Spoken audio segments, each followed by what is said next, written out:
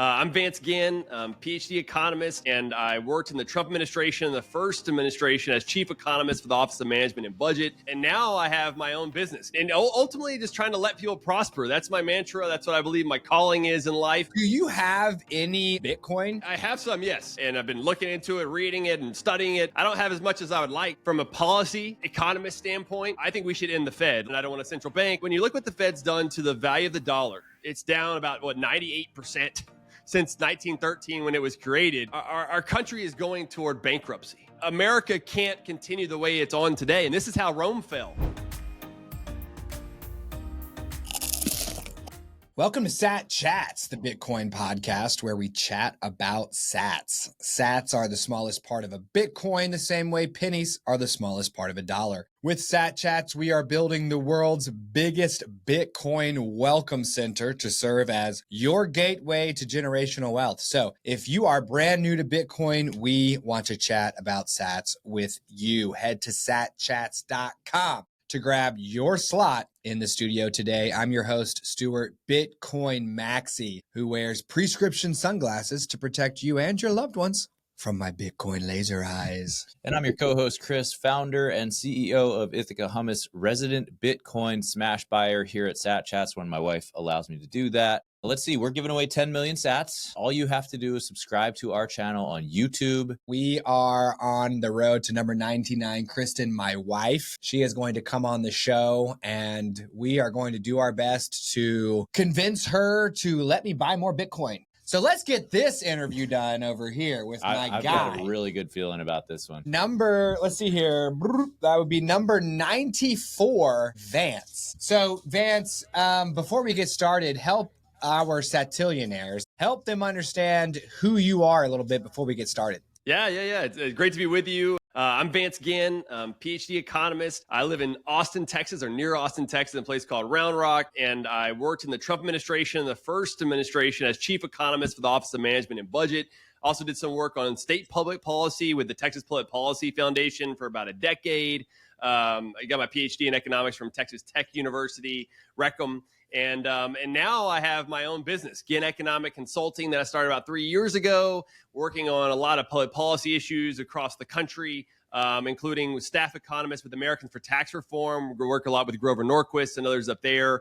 And ultimately just trying to let people prosper. That's my mantra. That's what I believe my calling is in life. And I do it all the time. And I also have a podcast called Let People Prosper. And it's on all the major platforms out there. So go and subscribe to that one as well. We got a couple of them that we need to do. But I have guests on, have good interviews, talk about economics and politics and all the other fun stuff that's going on, and competitive currencies and Bitcoins. That's a part of it as well. So there's a lot of good things that are happening. And ultimately, I'm a dad. I've got 3 kids and a wife, and I'm a Christian. So that's a little bit about me. Oh, one more thing. I'm a drummer. I'm a hard rock drummer. Used to play in a hard rock band called Syndrome back in Houston in the late 90s, man. That was a lot of fun.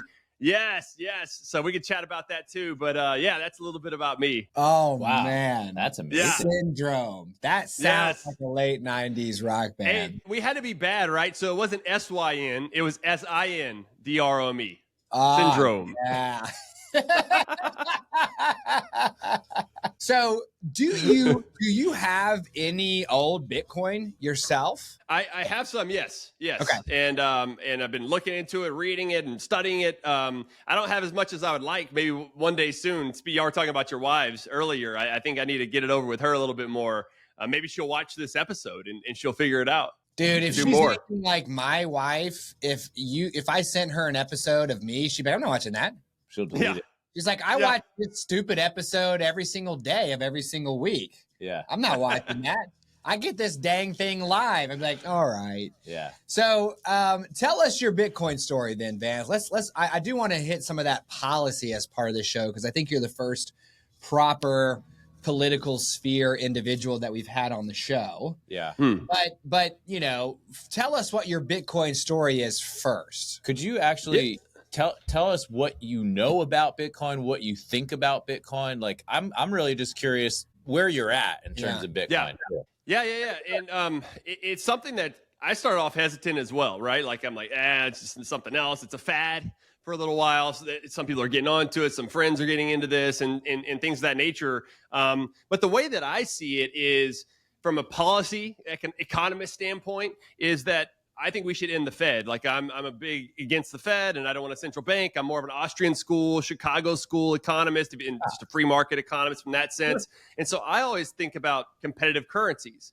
And in fact, I like a situation where we have free banking, where banks can issue their own currency and have competition where there's no central currency. It could end up being the US dollar, but that's not what the government is backing it with fiat currency system that we have today. And so I started looking around being like, okay, what other things could I get into? How can I be a part of this competitive currency? I started reading a lot about blockchain and just love it. I think it's a huge part of this process. And I think it's going to have many other implications for the future that are going to allow us to be much more prosperous, much more secure, and have more freedom for the future. You tie that into the Bitcoin itself as this currency and exchange and transactions to where the government can't control what I'm doing. And so as a free market person, I'm like, sign me up. And so that got me down this path for more of a policy, philosophical sort of angle to then, be a part of the market, to have skin in the game, if you will. And I don't have a whole lot, but what I like to do is have skin in the game in order to see what the market's doing over time. And what's been interesting, as you guys know, is that it also tells us a lot about what's happening in the economy. When there's a lot of fear in the economy, you'll see Bitcoin go up and uncertainty and everything else. And we've seen a lot of that, as y'all know, here recently with tariffs on and off again, which we could talk about that if you want, and all the other stuff that's happening. And at the end of the day, I think that when you look at what the Fed's done to the value of the dollar, it's down about 98% since 1913 when it was created. That's just it's terrible. And we're going to be in a worse situation because the national debt and deficits are going to continue to go up even after the one big beautiful bill, might even go up faster. And so we need to be looking at other things. And that's why I'm a big supporter of competitive currencies, and Bitcoin is the main one to be thinking about at this time. So let me back that up for a second, because it sounded like this concept of free banking could generate a scenario where inside the United States of America, let alone between nation states, you could have a token that Bank of America issues. You could have a token that SunTrust issues. You could have multiple different currencies that are issued by individual banks. And that could eventually lead to a situation where one bank is issuing all the currency for the nation state, and you effectively recreate the US dollar over time, but maybe from a natural, more healthy, like what's happening there? What is that concept? Yeah, no, it's a great way to put it. And that is what had happened during the mid 1800s in the United States, is we had basically a free banking system. Because remember, Andrew Jackson closed down the second national bank. And when that happened, we had a free banking system where we allowed for competitive currencies. You allowed for banks to issue their own. And to your point, just like anything else, the market starts to take over. Which one is more credible? Which one do you support more of the backing and their investments and everything else? Today, most people don't know anything about their bank.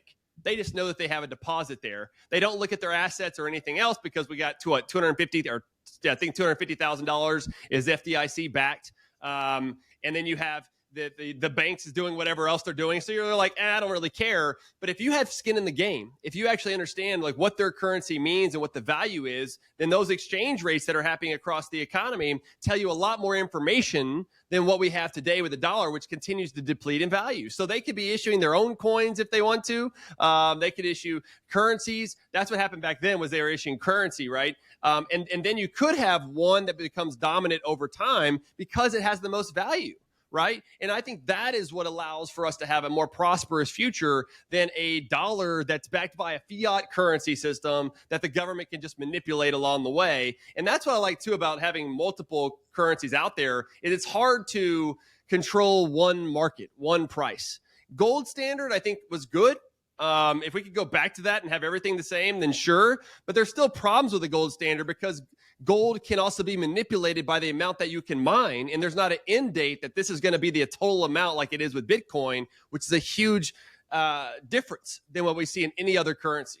So in this free banking system, essentially what you're describing is you create a free market wherein all these different currencies with different features and benefits are able to compete for your value, Yeah, right?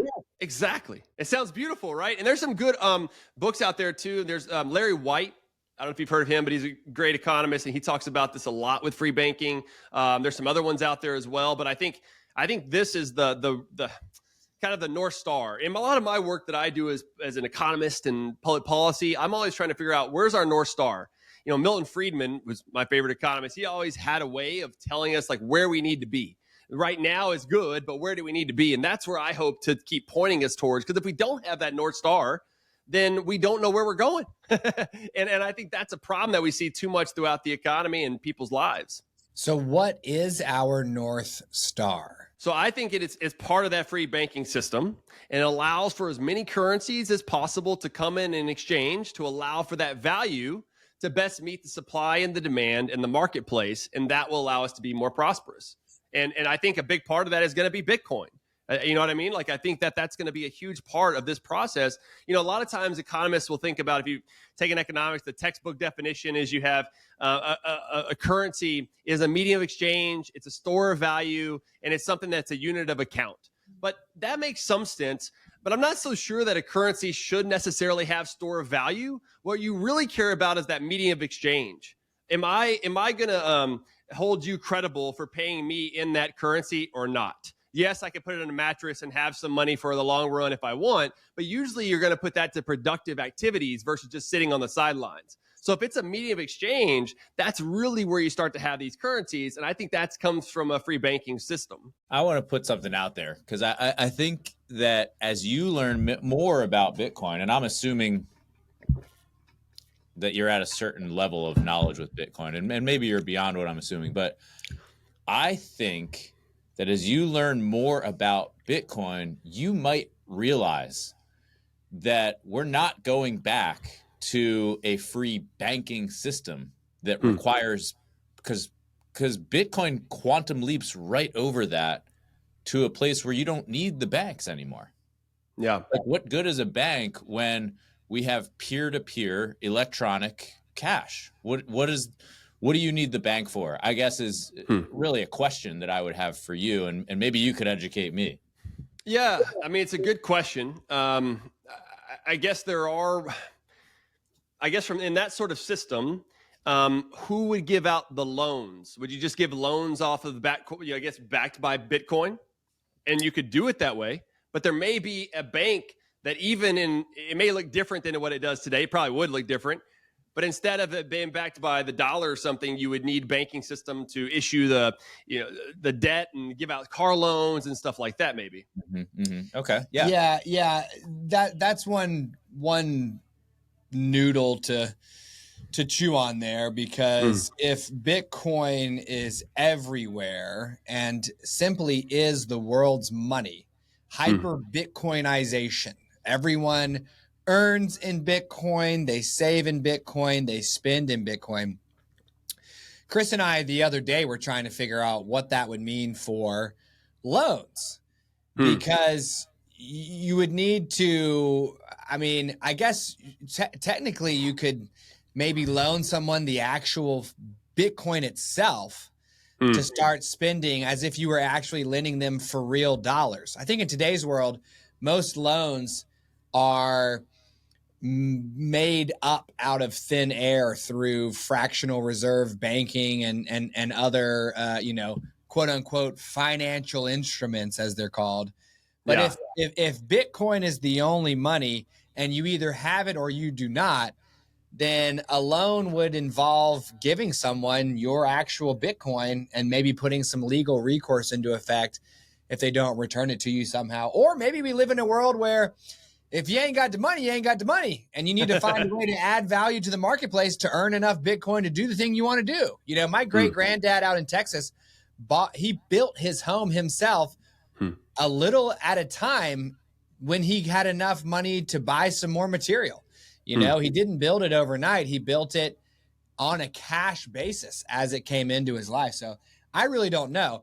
But If we talk about a free banking system, I think my question is kind of largely the same, but maybe from a different angle. If Bitcoin is banking the unbanked because it's giving people without banks a way to store their value, and it operates as a medium of exchange. If you have all the banks in today's world around the whole globe, Vance, and you put it into a free banking system along with Bitcoin as an option to be your headless horseman style bank, no company, Yeah. no CEO, powered by supercomputer, chilling, which dang bank would win the race? I would say it would be Bitcoin. Yes. Yeah. I don't see how it wouldn't be given the dynamics that are there, and given the blockchain, as you mentioned a minute ago, the peer-to-peer transactions. I mean, it just makes more sense that would be the one that would win out at the end of the day. So Vance, you're saying that your direct answer was, well, what about lending? Who's going to do the lending? Who's going to facilitate lending? Are there any other use cases that you could see for a bank beyond lending in this future state Bitcoin dominated world or economy? Yeah, I don't know exactly. I mean, I think trying to think some of the things that banks do, right? A lot of it's lending, a lot of it's holding the funds, the savings, the store of value. But you could have that on the blockchain, leave it in there, right? And so I think that could be overcome pretty easily. Maybe there's other types of financial transactions that people use today, but I don't know. I mean, maybe there's a lot that we could do without banks. I mean, banks came up out of the marketplace because people were looking for somewhere to store their dollars, right? And then there became a profitability or profit motives in order to lend out the reserves that you have now in order to get interest, right? That you were going to then be able to make money on to profit in over time as a bank, and be able to put out those loans. We harken back to different movies where we have bank runs and everything that's going on. And a lot of those reasons is because people wanted to pull out their reserves, and those reserves weren't there because, remember, they were in somebody's mortgage and their car and other things. But maybe to your point is that there's a future that allows us to not have banks. It's interesting. I don't know. It'd be interesting to see what the profit motives will be at that point, because that's ultimately what people in the private sector need to run on profits. And so if there's not the profit motive that's there today, or looks a lot different for banks, maybe there's not banks. I just think that maybe there's a way too that they can figure out how to use Bitcoin even in that free banking sort of system. Mm-hmm, mm-hmm. Yeah, you could have banks issuing their own tokens that are backed by their Bitcoin reserves, Sure. Just like a bank holding gold and issuing paper notes. You could have a bank that maybe even is brave enough to publish its address to prove to you that it has its own Bitcoin reserves, and then can say, hey, I've got a coin here. I've got the Damie Jaiman coin, which is the sovereign token of J.P. Morgan, and it's it's worth 10 Satoshis a pop or something like that. You know what I mean? But the three of us are entirely capable of using our minds to project out into this blessed future where we all live on a nice, clean, tidy Bitcoin standard. But directing public policy to that vision is a much longer, messier process, and doesn't always match up one for one with what you're imagining. So we might be happy about that potential future, Vance, but based on your experience in the public policy landscape, what things are actually happening today that represent progress toward more Bitcoin for everyone?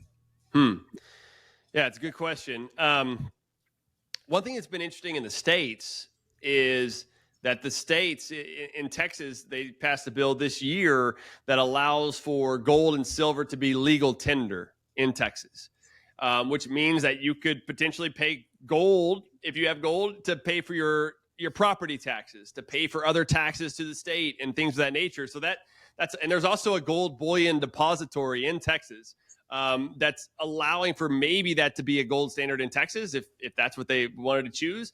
But I think that there's also been momentum to looking at Bitcoin, other types of cryptos that are out there, that maybe that could be the next step compared with just these types of gold in legal tender that's going on and not taxing gold and stuff like that.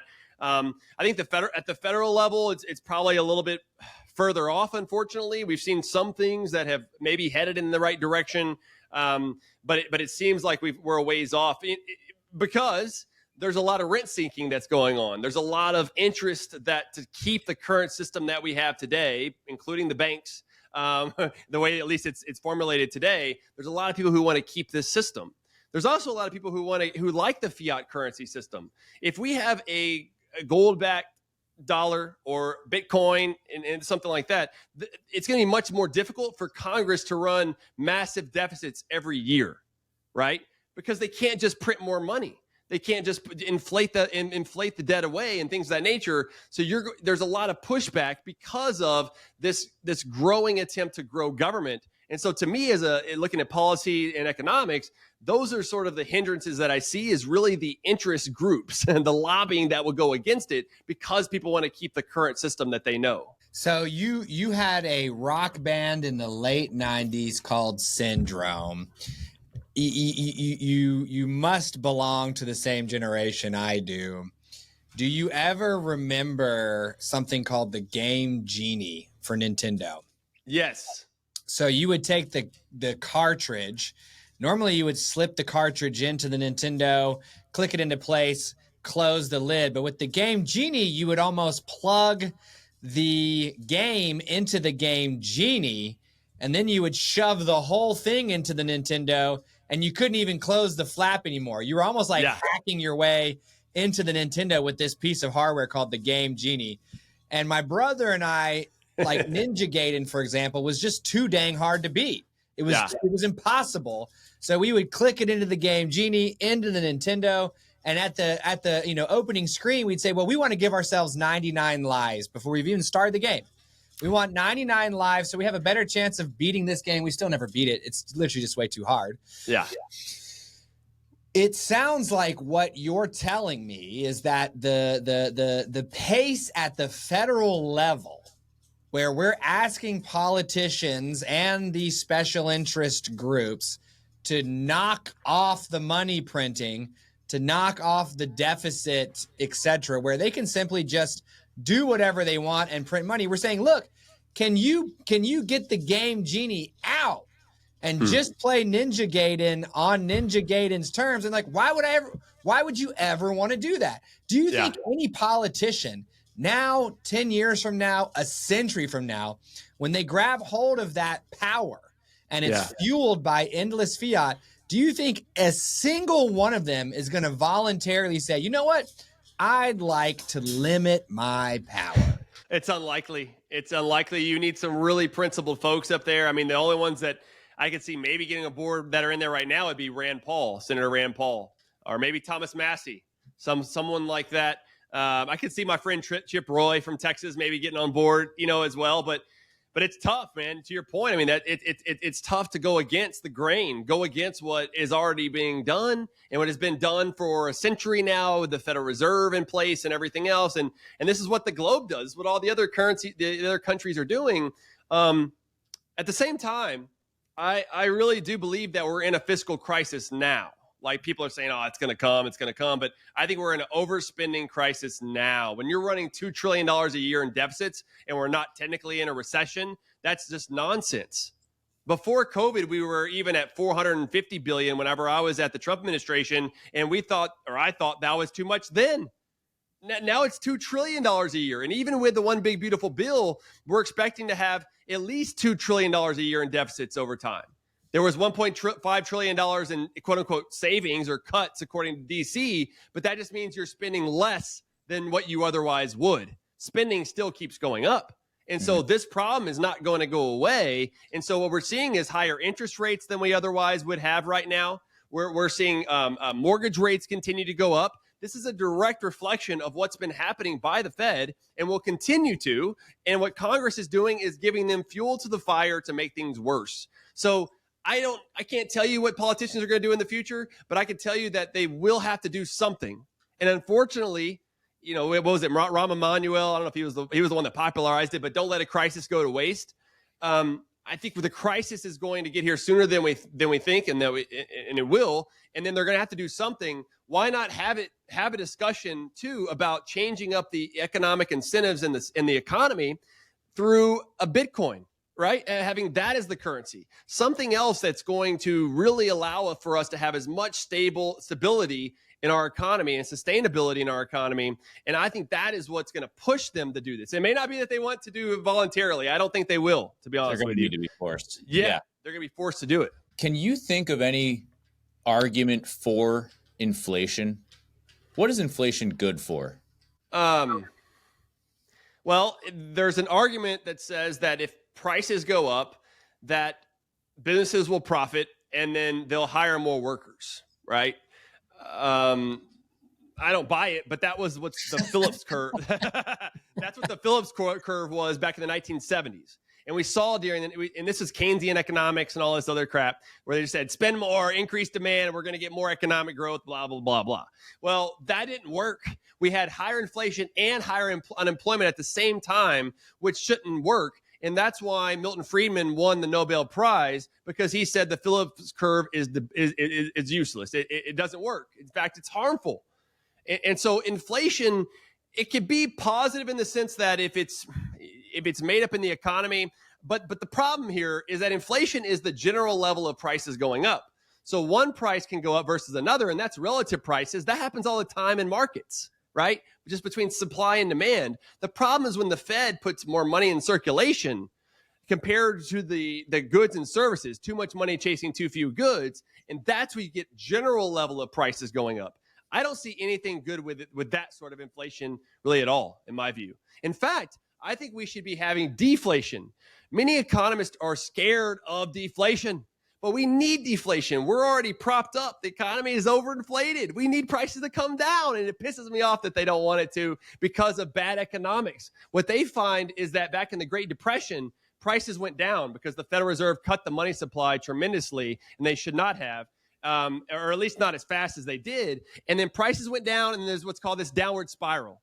Prices go down, you wait to buy something because you know prices are going to go down, and then demand goes down, and then the economy goes down. So they don't want to see that happen. However, what they miss is that your real wages, the amount of money you actually get to buy of things, goes up when deflation happens. And you're better off over time. And so we've lost this game, and instead we keep thinking about how much more money can the Fed put in circulation. Before the great financial crisis, the Great Recession, whatever you want to call it, in 2008, the Federal Reserve's balance sheet was $800 billion. And that was about 6% of GDP, okay? Fast forward, a Great Recession happens. They increase the balance sheet. This is how much assets they have of like treasury securities and mortgage-backed securities and all this other stuff. And they increased it from $800 billion to $4 trillion. Right? Massive increase, a lot of inflationary pressures and economic growth effects that happen. Well, then during COVID, they increased it from $4 trillion to $9 trillion, their balance sheet. And it's back down now to about 6.7 trillion. But where's the other 2.7 trillion? It's sloshing around in the economy, and we're still seeing the effects of this. Even though they're bringing down their balance sheet, they're still pumping money into the economy as the money supplies went up. And that's something I just don't think you would see with a Bitcoin-backed currency or whatever else it's going to be. And that is what's contributing, in my view, to the economic effects, the slower economy, the people dropping out of the labor market. There's too much going on in the economy that government's involved with, and we've got to get that out. So when you talk about the Fed's balance sheet growing from 800 billion to squipty-time 50-100 trinquillion, Yeah. Are you talking about like does that mean that they're buying stuff to hold as assets, or does that mean that they're printing that amount of money? What does that mean when you talk about the balance sheet? Yeah. So their balance sheet is how they run monetary policy, open market operations. Basically what they do is if they want to have a target interest rate, and right now it's 4.25% to 4.5%, and they want it down to 4%. What they do is they go out, they buy bonds, and when they buy those bonds, they put it on their balance sheet. Bonds being trade securities from the government. They put those on their balance sheet. They issue more currency, more dollars. They print it, put it out in circulation. That gets deposited into a private bank, and then the whole money process starts. But the whole process started because the Fed wanted to buy interest rates, pushes up demand for interest rates or for bonds, pushes the prices up. That pushes interest rates down, and then they can hit their target. So they can't control interest rates, but they do hit their targets because of how much money they put in circulation. So you're exactly right. They buy assets, or they buy things, they put it on their balance sheet, trade securities. So what does that mean? That's manipulating the treasury securities compared to what the market rate would be. They've now made it lower than it otherwise would be. And they also go out and buy mortgage-backed securities, which means that interest rates for mortgages were lower than they otherwise would be, which manipulates malinvestments throughout the economy. So it's all kind of this trickle-down effect on that hurts Americans in the process. So Vance has a PhD in economics, and maybe you can help me understand how this works. It sounds like you're telling me that the Federal Reserve uses US dollars to buy assets, bonds, treasuries, kind of, vague financial instruments that the everyday, beginner is not going to understand. Yeah.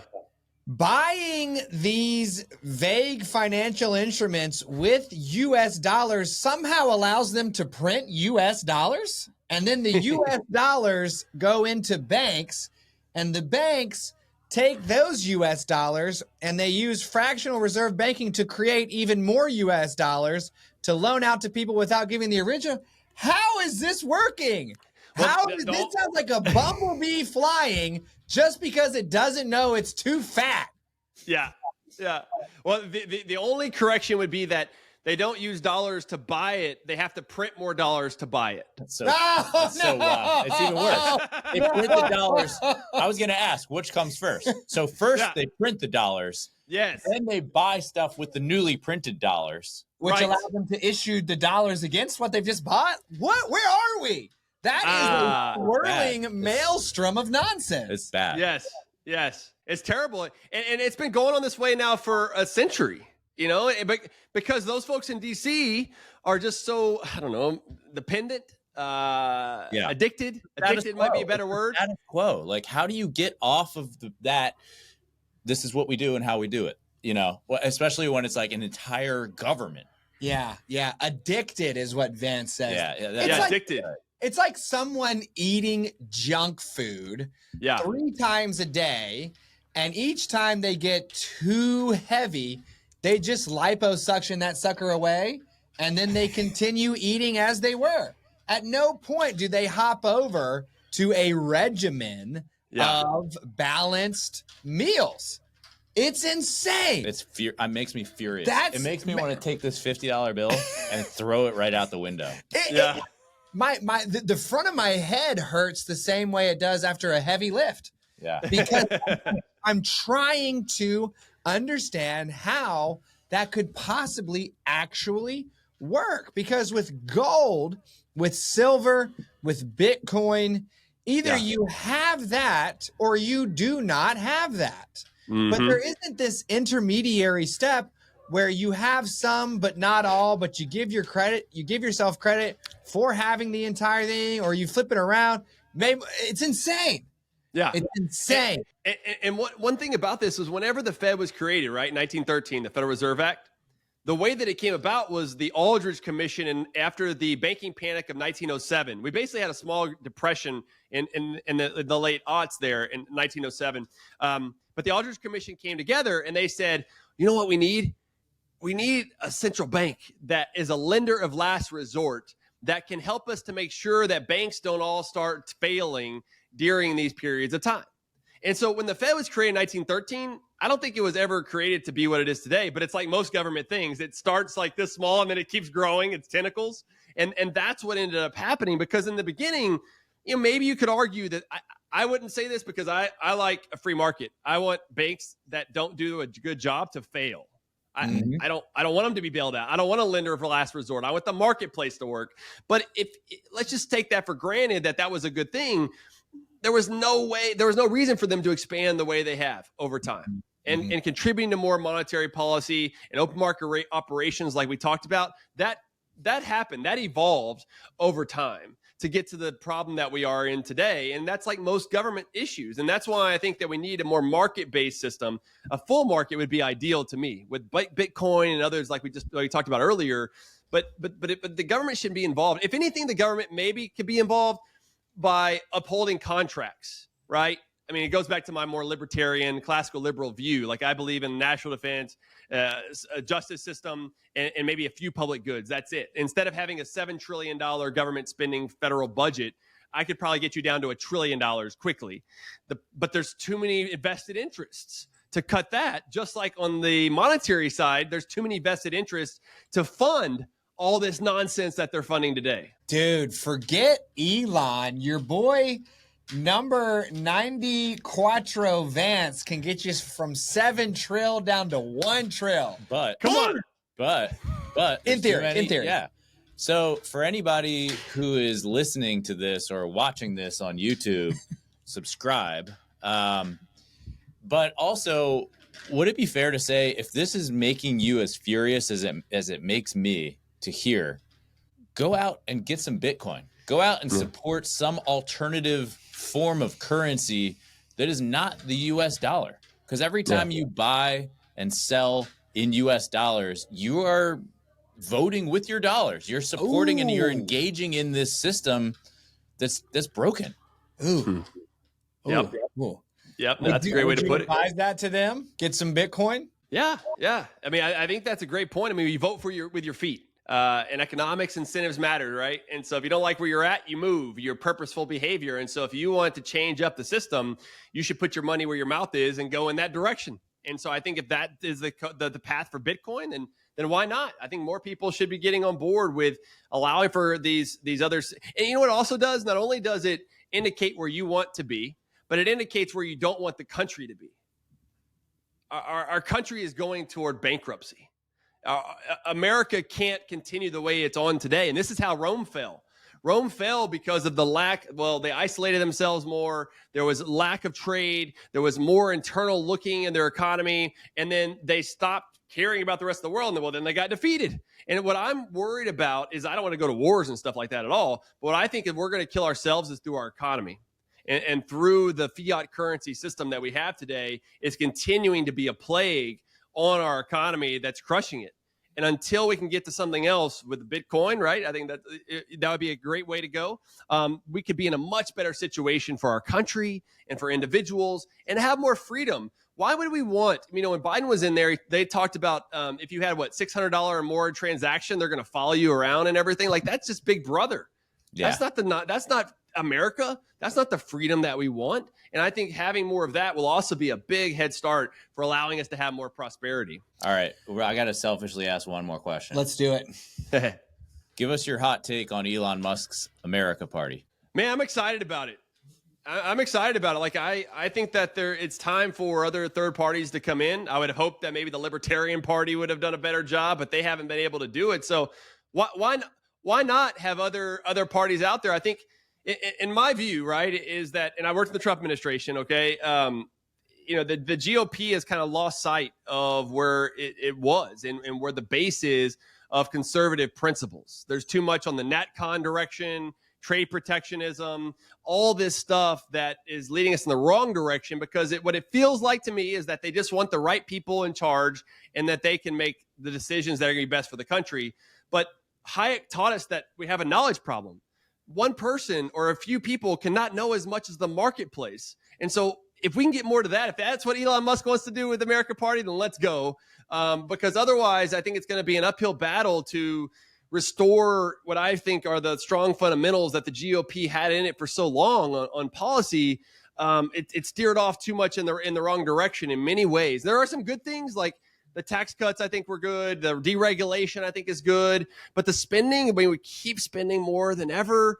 And some of these other problems that are out there, maybe it's time to at least kick people's butt in gear and say, you know what, we We need something different. I think that's what other people wanted, right, with Trump, is that they wanted somebody different. And I think he brings a lot of good insights in many ways, but there are still some key parts of the classical liberal view of philosophy of limited government that we're just missing. And unfortunately, that's going to contribute to more problems than it will in helping us. So I'll ask one more question as well then. The name of your podcast is Let People Prosper. Yes. How do we let people prosper? Yeah. It's my calling. It's my lifetime goal. One of the things I just should say is whenever I was playing that band time, right? I was living the rock star life. Like, I didn't know where my life was going. It wasn't going in a good direction. I got in a really bad car accident where we were going 120 miles an hour down the frontage road in Houston. We hit the back of a Suburban and we rolled 6 times. I mean, I was 20. We were young and stupid. And I got life-flighted with possible head injury and was in bed for like a month. But like where my life is going, I prayed about it a lot. And I just felt I felt like my calling was to let people prosper. And that's why I went to be a first-generation college student to get a PhD in economics and work in the White House. And the way that I think about this is that it starts with people. It starts with institutions. Well, where do you start with institutions? It starts with yourself and allowing for yourself to be more knowledgeable, taking risks and understanding when to have grit and when to quit. And I think those are things that I've learned from an individual standpoint. But then from the economy, it's about allowing for those individuals to make mistakes and succeed in the process so that we can learn. The more that government makes us more dependent, the less we learn because we're too scared to fail.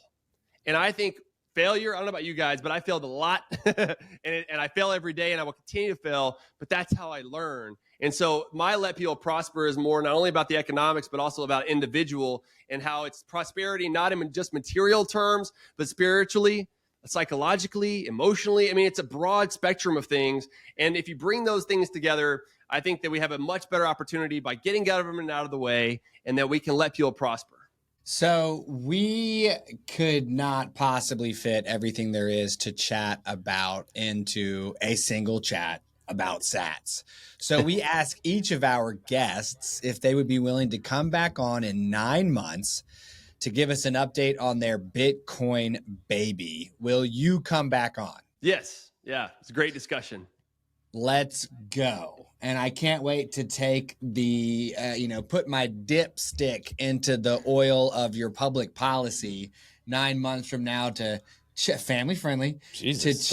It's a car reference to check in on things, right? Because so much happens in that space in 9 months. And I can't wait to see, is Texas going to front run America? I want to know that. Is Texas going to start stacking sats and get to the point where they have more Bitcoin than the United States of America? Because if they did, while the U.S. is thinking about a strategic Bitcoin reserve, claiming to have 200,000 Bitcoin from various seizures, but not actually showing us that Bitcoin, unlike Nayib Bukele, the legendary Lisan al-Nayib of El Salvador, who has published his government's reserves. Texas stacks more than the 200,000 that the United States claims to have. And as the price of Bitcoin pumps over time, the state of Texas becomes more wealthy than the nation of the United States. That would be insane. So we want all those updates. And we will recap this conversation with you here. And it was a banger. I feel like number 94, Vance, was our first policy person and who has a track record of truly working in that space. Mm-hmm. And we learned that he used to be in an absolutely elite late 90s rock band called Syndrome, which I'm hoping was grunge. I'm hoping there was some flannel shirts that were worn, you know what I mean? Kind of like Nirvana style. And apparently it was YOLOing on the Houston highway a score of years in and flipped about a half a dozen times, ended up in a hospital bed with his head all twisted up, decided to let people prosper, got a PhD in economics. And it's worth noting that he talked about being from the Austrian school, from the Chicago school.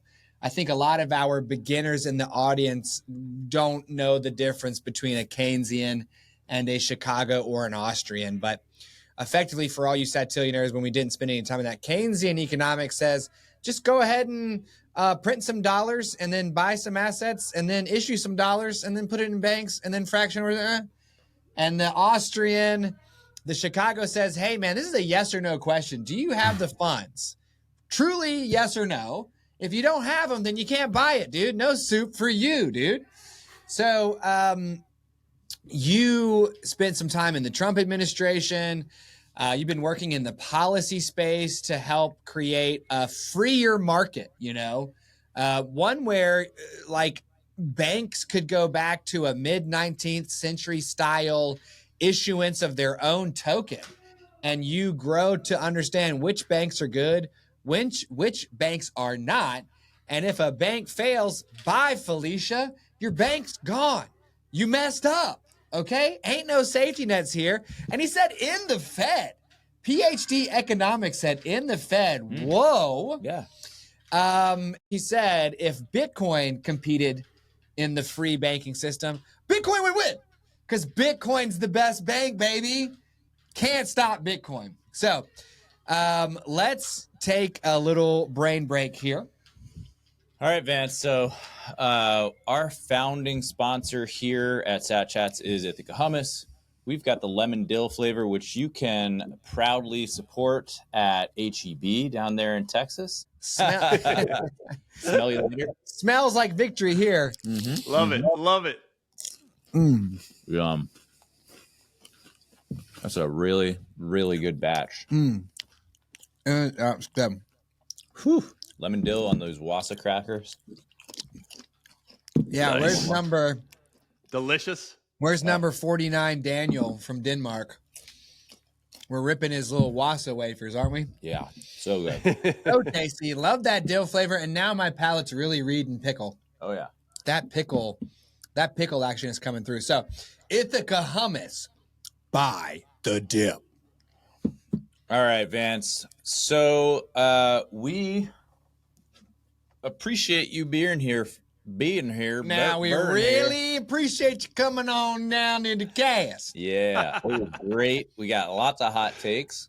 We got lots of good information. Yeah. Vance knows what the heck he's talking about, which is nice. I have a feeling he's going to crush number 43, Robin, who is our other PhD economist. We should get the two of them do a little head-to-head. That would be sick. All right. Nice. So as a small token of our appreciation, we would love to offer you your choice between $50 or $50 worth of Bitcoin, which I've pre-calculated here using the UTX Oracle. Confirmed on-chain exchange rate of Bitcoin right now is $117,017, Wow. which converts down to 42,728 sats.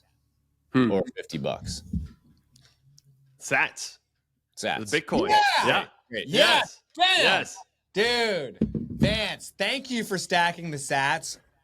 Yes. Our only other PhD economist on the show is number 43, Robin, if I have his number correctly. Okay. And he was so you bring our scoreboard here, Vance, to 86 guests who have stacked the sats, along with 8 who need a little bit more time. And Robin was one of the 8 who stacked the cash because he felt like it would be too difficult for him to acquire the Bitcoin from us. Along with like a general sense that he didn't know enough about Bitcoin to outsmart the average Bitcoin buyer. So like as a PhD economist, he felt like he would need to know significantly more than the average person in order to like invest in something economically. And I also just don't think that he grasped how easy it is to send and receive sats. So Bayakasha, when number 43 Robin comes back on and like, dude, compared to number 94 Vance, you need to get your act together because number 94 Vance got a PhD in economy and clearly studied the right subjects inside that field. Yeah. Because the dude gets it. Yep. So thank you for stacking the sats today. Vance, where would you like our Satzillionaires to go in order to interact with you online? Yeah, thank y'all for having me on. It's been a pleasure talking with you guys today. They can go check me out at vancegin.com. Also, I have a Substack newsletter, vancegin.substack.com. I'm on X often at vancegin, VANCEGINN. And those are the main places. Please reach out anytime. And it's been really a pleasure talking with you both. Pleasure has been all ours. All of those links for you Satzillionaires will be in our YouTube show notes, along with information you can leverage to sponsor or support our show. Don't forget to subscribe while you are there, because when you do, you are entered to win not 46,000 some odd Satoshis, but 10 million. 10 million. We're just on the edge of a cliff saying, who wants $1 billion? And, the echo's not even coming back yet, but it'll catch on. And we're going to rock it up to 100,000 subscribers overnight. We will pick one from among you and drop 10 million sats on your head. That is currently worth about $11,700. Woof. Now, remember, Sat Chats is for educational purposes only and should not be construed as financial advice. Also, our guests' views are his own. Thanks so much, everybody. We will see you on the next one. Bye-bye.